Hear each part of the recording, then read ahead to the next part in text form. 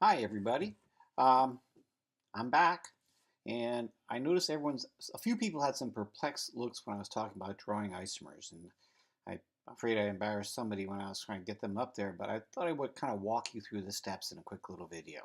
So let's start off with eight of the six carbon chains, C6H14. And how do you go about doing this? Well, the first step you do is you draw a carbon chain with a subscript value for the carbon atoms. That is the case, this is C6, we're going to draw a 6 carbon long chain. Okay? Then we add hydrogen atoms until each carbon atom has 4 bonds. You run out of hydrogen atoms. This carbon has 1 bond, so we add 3 hydrogens. This carbon has 2 carbon bonds, so we add 2 hydrogens. This carbon's like that carbon, add 2 hydrogens. This carbon's like that carbon, sort of, and we add 2 hydrogens. Finally, this N carbon only has 1 bond, so we add 3 hydrogens. So we make sure that before we go on, we say, all right, do we have the right number of atoms? So we have 6. In this case, we have actually 5 carbons. I seem to have lost one. My bad. So here we have 3, 6, 12, and if we had one more carbon in the middle, that would be 6. That would give us the 14 we needed. See, it's easy to make mistakes. Anyways, so except for the missing carbon either here or wherever, we move on. So next step is to say, all right, draw a carbon chain that's one shorter than before. So if we had 6 carbon chain before, now we draw a 5 carbon chain. 1, 2, 3, 4, 5. Then add a carbon not at the end, because if we add it at the end, it's just like we have a 6 carbon chain. So we go back on the carbon, put it over here. Boom. Or you could have put it here in the middle. So either case, it's not on the end, and these are both perfectly acceptable. In fact, we need to include them both. Having done that, now we can add the hydrogens. So here's 1, 2, 3, 4, 5. Oh, we can write CH2 just like to stand for this kind of group because there's 2 hydrogens here. We have a C here. It's going to be needs 3 hydrogen. We make that CH3. It looks like that.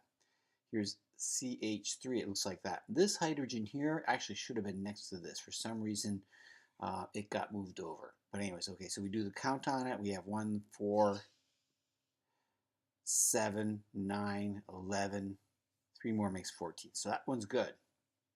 Over here we do the same thing. We have 1 bond here. We add 3 to make 4. So CH3. This one's got 2 carbon-carbon bonds. 2 more CH2, CH3. This carbon here has 3 carbon-carbon bonds. We only need 1 hydrogen here. This carbon needs 2 because it has 2 carbon-carbon bonds. So CH2 and CH3 here at the end. Again, we count those up. 3, 6, 9, 10, and then we have 12 and 14. So those add up. So we have 2 more isomers. So we have a total of 3 at this point.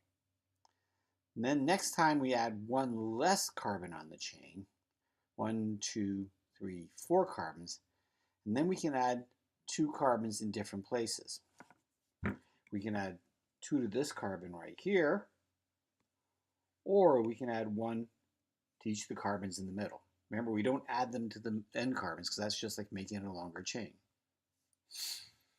So these are both different. And then we add hydrogen. We'll find, if you do the hydrogen count, you'll find out that this is 3, 6, 9, 12, 2 more is 14. 3, 6, 9, 12, and 2 more is 14. So these all add up to the right number of atoms.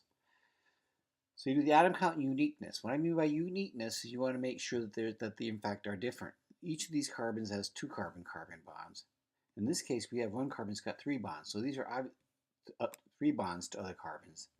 So in both cases, these are definitely different. Here we can see that these are different from each other. There's a carbon-carbon bond in the middle here, and it's clear this one off to the end. So you go through the systematic way of going to shorter carbon-carbon chains, and you'll end up with something that you'll end up with getting all of the isomers. If we go to a 3 carbon chain, then things start looking different because right now we look at this. This has gotten to the point where we have 1, 2, 3 carbons in a row. So this is in fact a 3 carbon chain. If we look here, we also have a 3 carbon chain. And so when we get to a 3 carbon chain, we're probably going to start to get into making duplicates of what we had before.